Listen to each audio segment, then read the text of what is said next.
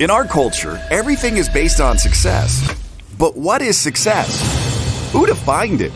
Who decided that success was the goal instead of fulfillment?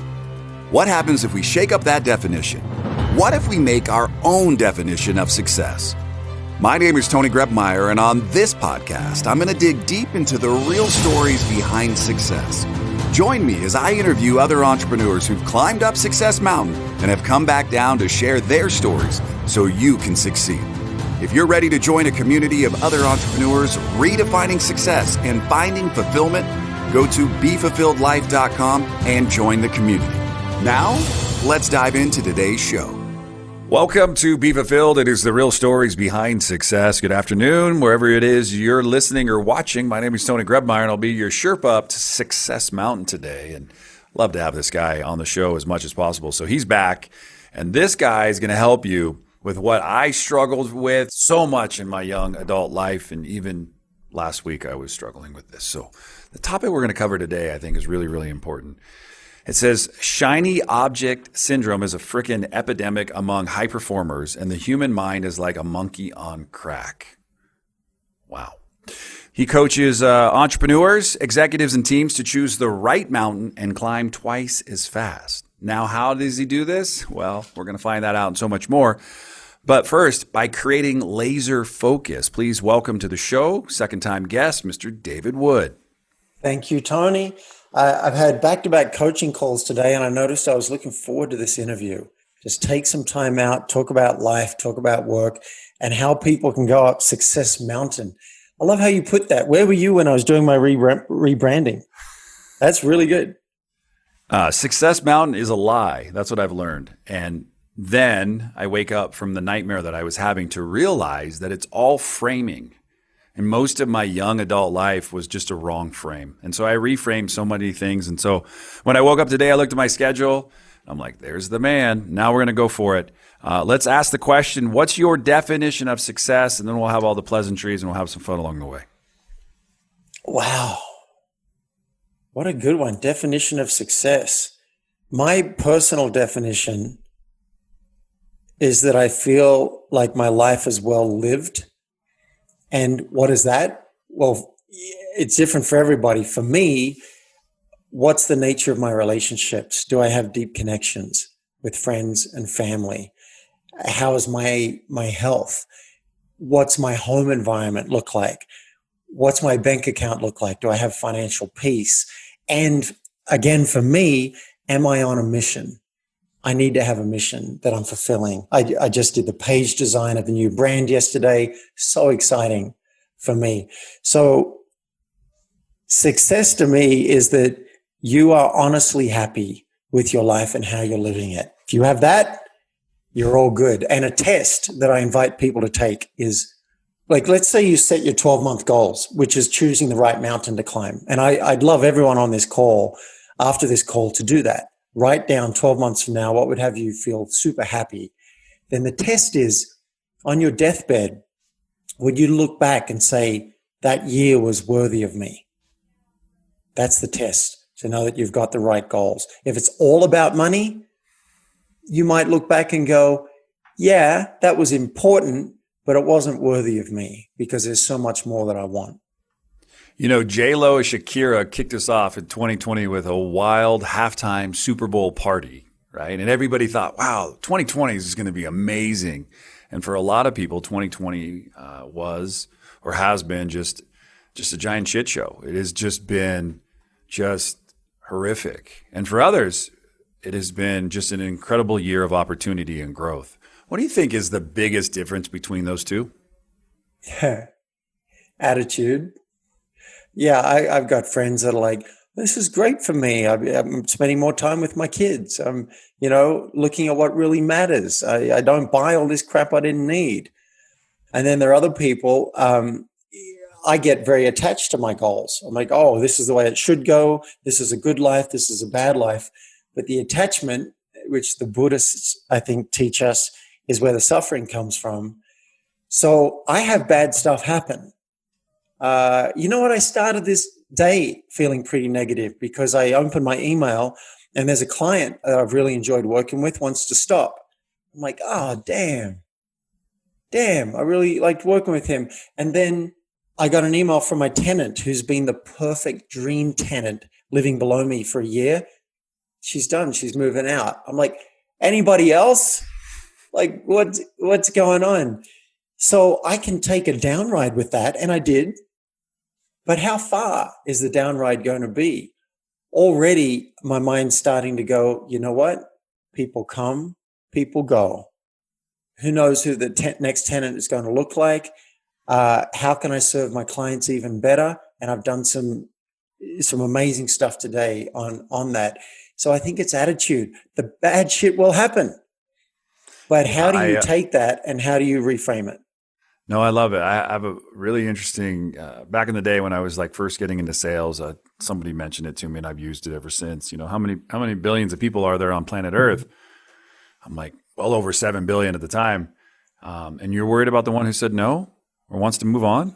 Like so many of us are focused on that, right? Because that's the immediate, right? We feel like there's something wrong with us. That's where the rejection comes in. Right. We did something wrong. And the reality is, unless that person's with me 24/7, I'm most likely maybe a speckle, in their world.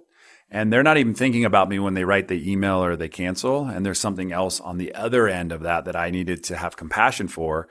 And that's what got me away from comparing my outcomes versus everybody else's, because I just live with a filter of a conduit. Just live, everything passed through me, nothing stopped with me. No matter if you're yelling at me, I'm like, isn't that interesting? He's frustrated and pissed off. Well, did I cause it? First, no. Second, he probably just needs somebody to listen to him so he'll feel better and then we can move on. And I have to shake all that stuff off like the Taylor Swift song and just go as fast as I possibly can. So let me ask the reframe question. So how did you flip the script on the person who said no in your head, and then the reality is what you sent back? And then second, for the tenant who said, hey, I want to move on. Just tell me, give the audience a glimpse, because that's your coaching at its genius right there. Thank you. Yeah. And I think the technical term for what we're talking about is cognitive agility. How do you reframe? So with the client, I started thinking, like, what's this about? Is it financial? It could be financial. And I realized we haven't been working on financial goals very much. We've been working on systems and focus and getting him set. And he's got that handled.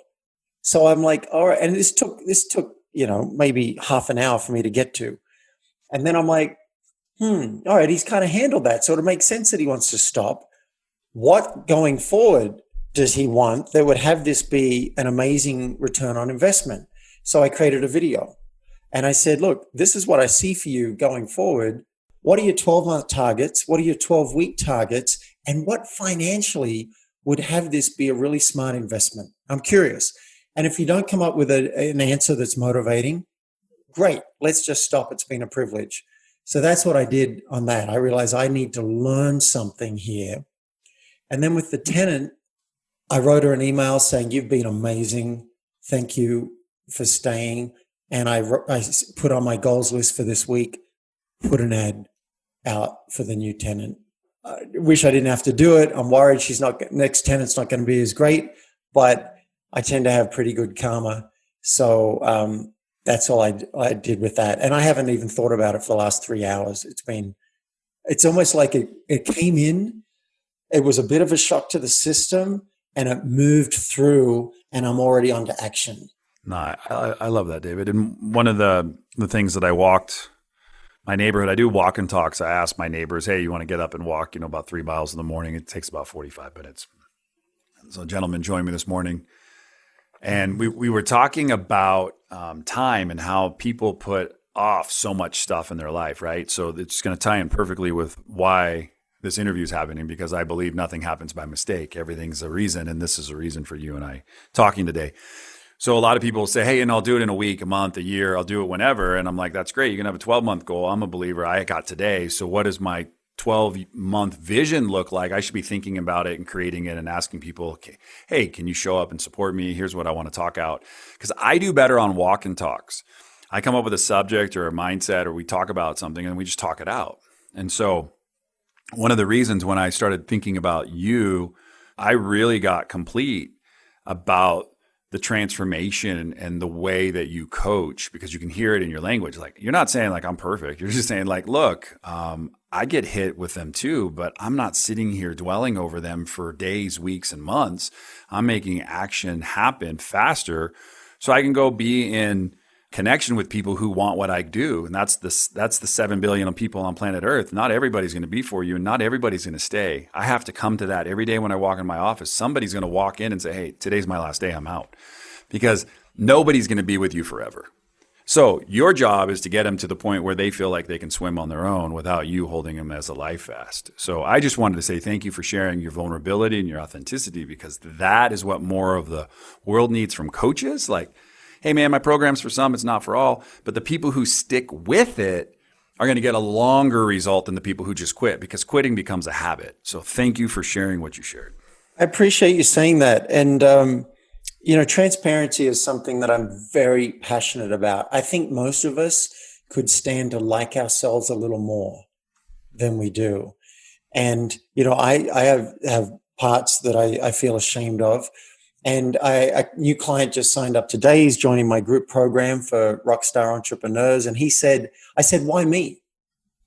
He said, your transparency and your vulnerability while still being in your masculine is something I don't see. And I want that for myself. And that's one reason that I'm joining. So I appreciate you giving me a chance to talk about transparency and vulnerability. And you also got me thinking about this cognitive agility. Something happened, like hit me hard. And again, I'm not perfect. I've just done 20 years of training and I have 4 coaches myself, right? And my landlord wrote and said, we're not going to renew your lease. And we'd been in negotiations for 3 weeks about renewing the lease. And I love my mountain home. It's so important to me. And I was crushed. I plummeted. And it took about 6 minutes before my brain started presenting other ideas to me. Like, well, you could live a bit closer to town. And you could have a place where they let you have a cat. And you could, it started, but it took 6 minutes, which is pretty fast for me. With something so devastating. Now, did I leave it at that? No. I went back and I asked very nicely if they would reconsider. I asked 3 times, and on the 3rd time, they said yes. So I also got in action about it, but there was firstly the reframe. Can I get good with this? This pandemic has got a lot of people worried. And one thing my mind has presented to me is, dude, what if all of your clients stop and you have no money and you have to live in a tent? Like, I go there. Right. I'm like, all right, well, I wouldn't prefer that. Could I still have electricity and Wi-Fi?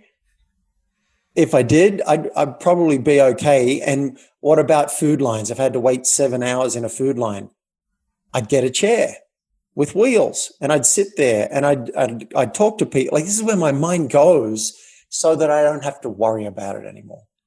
Well, in the intro today, you were talking about, the shiny object syndrome, and it's a freaking epidemic among entrepreneurs. And I was curious why you say that, because I get my answer, but I think the audience is dying to hear from you. Well, firstly, life is incredibly complex. Like, mind-blowingly complex. Just our little niche in the world. I've got insurance, I've got financial systems I'm trying to manage, I've got investments, I've got food and nutrition and cooking and all of that. I've got the home environment. And this is before I get to making money and having a business, and then my social network and I'm getting stressed just telling you about it. So it's so complex. And then for entrepreneurs and business owners, wow, you've got to handle every job. You've got to handle the visioning process. You've got to handle the planning process. You've got to handle setting up your work environment and getting motivated every day and working out what to work on.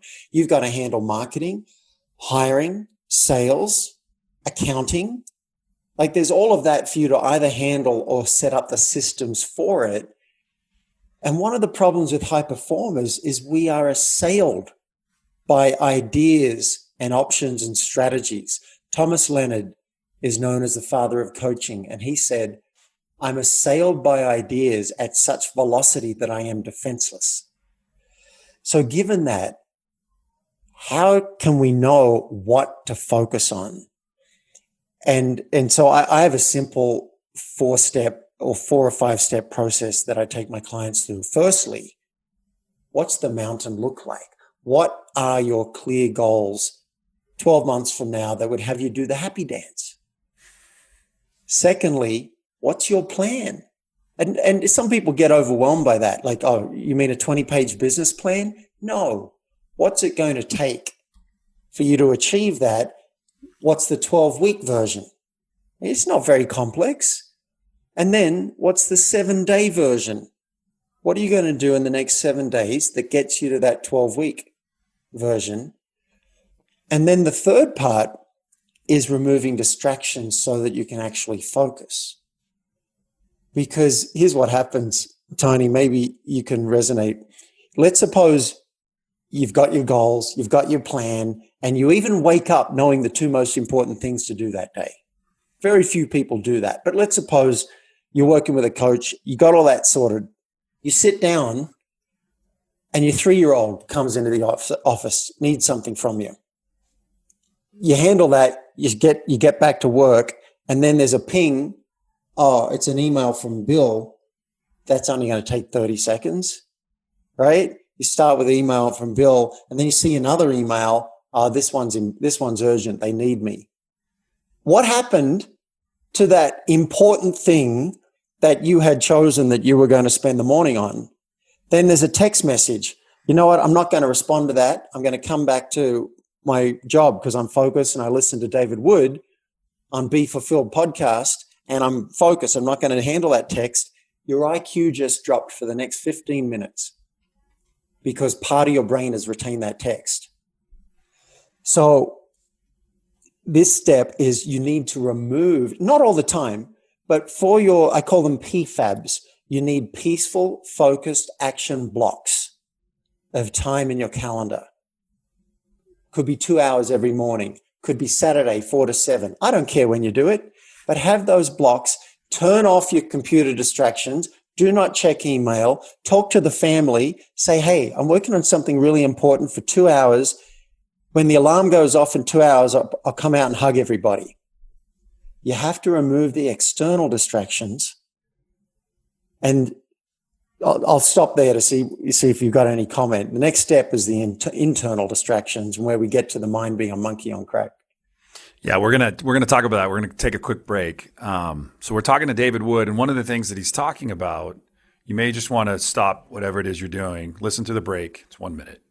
Come back and listen to how the human mind is really like a monkey on crack, and why maybe what you're doing right now isn't getting you the result you deserve.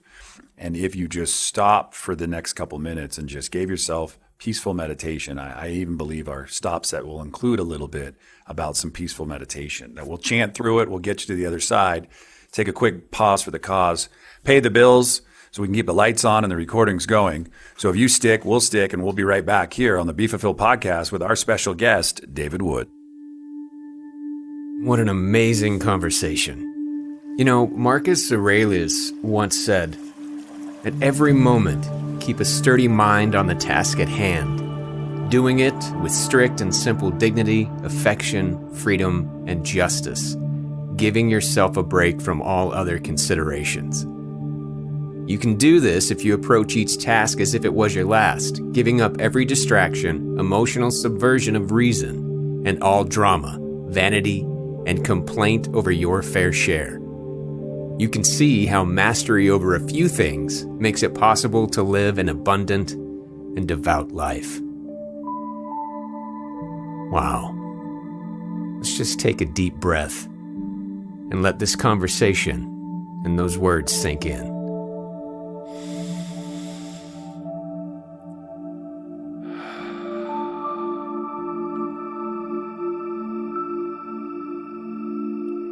Let's get back to the conversation. I think Tony's switched it up from Pellegrino to Fiji water.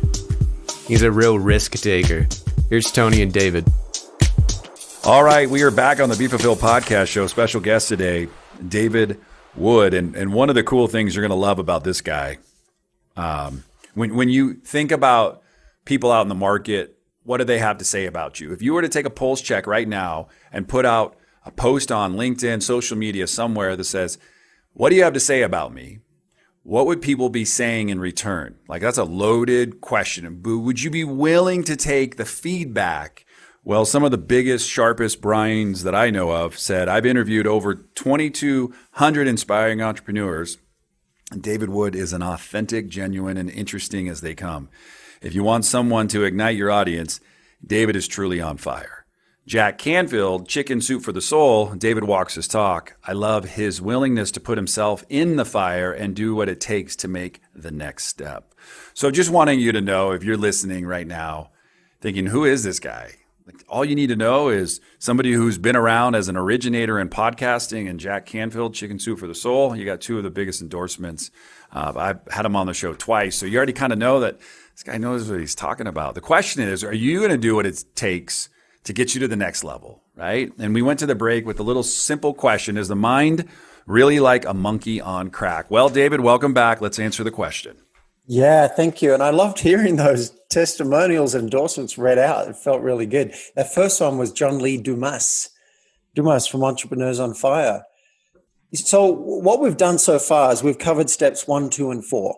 That's what we did. Because I got so excited about the focus thing, I jumped straight to step 4.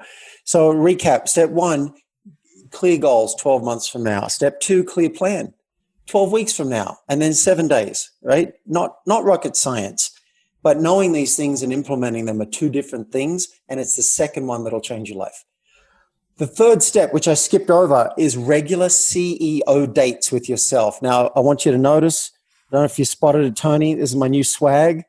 I'm quite excited about the hat. Focus.ceo. You need CEO dates with yourself. Not a lot. 30 minutes a week. I suggest 4 o'clock on a Friday. Make it a sacred date with yourself and review what you did the last week and then set your new 7-day targets. So simple, so important. So many don't do it. Now, with my clients, they have to coach themselves before we get on a coaching session. Don't just show up and say, coach me. Coach yourself, fill in the form, work out your 7-day targets, then I'll come and we'll build upon that. Now, that's one date with yourself once a week. The other date is only 5 minutes a day. In fact, it often takes me 2 minutes. Again, maybe 4 o'clock at the end of each day. If only 2 things got done tomorrow off your 7-day list, what would they be? That's step 3, regular CEO dates with yourself. It won't take a lot of your time, but literally, I'm not kidding, can change your life. I have a thought, and I'm not adding to your program at all, but this is the thought that I have. What's the one actionable item that I can do that can get me to get my schedule adjusted so I can begin to create that regular date with myself? Like, how do you coach around that? Because people always say, like, I don't have any time. And I'm like, I have an hourglass on my desk and I flip it when people walk in. That's like last week I started doing. I just flip it over and I go, when that, in my head, I'm like, when that time's over, they're gone, right? I need to get back to my work. So that's one thing that I did that I noticed that was like a bright, shiny thing. It was a distraction. So now I've got something that I'm focused on. I'm like, hey, the sands of time are going fast. Let's get you out of here. Yeah. Well, maybe when my clients are overloaded, like let's say they show up a couple of minutes late to a coaching session, or I see that they haven't done a good job on their self-coaching form, I might bring it up and say, where else in your life are you not showing up 100%? And then usually it's something systemic and they're over-scheduling because we want to do everything at once. I want it done yesterday. So sometimes I get them to do a 4D audit. And this is a bonus. This is not part of the 5 steps, guys, right? But a 4D audit, you go through all the actions in your week, list them all out, and then you work out, you apply a D to them. Which of these are you going to delegate? Which of these actions are you going to delay? You're not willing to drop it yet, but you're just going to delay it for a month. Which of these are you going to drop? Because they really don't matter anyway. And then the fourth one is do. which of these are you going to keep and you're actually going to do. So that might be on the 7-day goal list. I'm going to do a 4D audit, and I'm going to free up some time to do what matters. I love that. I really appreciate you sharing. I think it's helpful, right? Because a lot of us don't want to audit. They don't want to edit. They're complacent. They don't know why they keep getting the same result. They've never stopped to check their pulse. I call it a mixtape, right? That's something that I use around my people, and when we talk about it's time to create a new mixtape, because the mixtape you've been listening to is old and not serving you anymore. So what new songs can we throw on there that gets you back moving, right? Moving towards a direction. Courtney from our team put up the word of the week, which is go, not stop, not pause, but go. And we all know where we're going to. So it's everybody here sees go. It's in green, right? And she's like, it's not the same color as our other blue. I'm like, it's green. It means go. It means moving in action. How do you help? And right before the interview today, you were talking about you just recorded a new video. It was like a 5-minute video. I'd love you to drop that, and I'd love for people to figure out where they can go to just kind of get you one-on-one, not me and you, but just them and you in a really intimate setting. Where can they do that? Well, I'd love to answer that. And before I do, I want to challenge this idea. You said people say, I don't have time. I don't have time to do a 30-minute CEO date with myself. I say you don't have time not to. You're so busy climbing. What if you're climbing the wrong damn mountain? What if 30 minutes a week could save you 7 hours that week? You don't have time not to. I coached someone very famous once, very successful, very famous, and they were so busy. And I said, sometimes when you're drowning, you still need to carve out time for swimming lessons. So that's what I say to that. A couple of ways you can get more access to me. One, I do have a 5-minute video on my website, which are the 5 steps to achieve more in less time. It'll give you a really good summary of what we've talked about and maybe some more in that video. And then that'll also get you on my list. I send out about 2 videos a week on how you can achieve more in less time, double your business, and be extraordinary. So if you want that, you can get that at focus.ceo. And it's all on the hat. If you're watching the video, focus.ceo is my new domain, which I'm so proud of. And the other thing is, if you think coaching could have a big impact on your life, you already identify as successful, but you want to be focused. You want to produce, you want to get all the juice from the orange. Then go and see if you're a fit for my program. I've got some different levels of the program. You can find that at focus.ceo. And if you apply, I will ask you some very probing questions about your life and your business, and then we'll get on a call to see if you're even a fit for the program. And if you're not, I will tell you politely. And if you are, we'll get ready to rock and roll. Oh, I love it, David. You know what? Every time I've ever had a conversation with you or watch your stuff online, I love it. You're just straightforward. There's no beating around the bush. It's straight.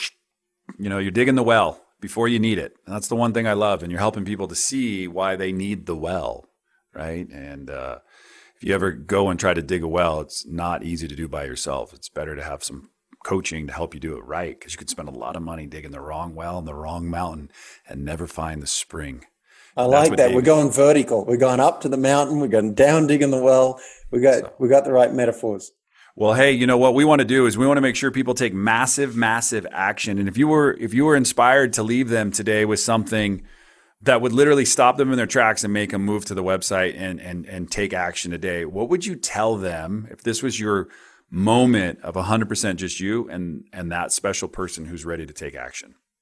I'd say re-listen to this interview and set aside time to actually implement. That's where most people fall down. Say, I give away my information for free. I charge a premium for implementation, but implement this stuff. And we've covered 4 steps out of the 5. So I guess we leave the other one as a teaser. Where you often fall down is even if you remove external distractions, your own mind will drag you away from the thing that you've said is important. So I'll save that for the video on focus.ceo. Get that video, and it'll give you a very simple tip that will help you turn your working sessions into a working meditation where you actually imagine if you actually got done what you said was most important that day. You'll be a superhuman. And that is David Wood. My name is Tony Grebmeyer, and take action today. Just follow along, even if you were just to just click and follow what he's up to. I know you're going to love it as much as I do, and make it something that you don't just sit on. And here's why: so many people get stuck in action. Like, I'll do it later. Right? We talked about that monkey brain. Let's get that thing taken care of right now and see the results you have in 12 months from today. If you look back and go, hey, that interview, Be Fulfilled with David, that changed my life because I heard something that I was able to put into action. So I hope you make it one of the best days possible and you don't sit around wondering what's your life going to look like in 12 months. You're going to dream about what you can create and get busy with a coach to get you there. My name's Tony Grebmeyer, and until next time, no matter where you go, no matter what you do, choose to make today the absolute best day of your life. Thanks for listening to today's show. But before you go, let me ask you a question. How would you like to be the architect of your journey in this game we call life? Take the next step now at www.tonygrebmeyer.com. Enter your details to get the first week of the Be Fulfilled Journal for free. It includes access to our private community of thousands of other entrepreneurs. It'll give you more clarity and freedom in your day, and it might just change your life forever.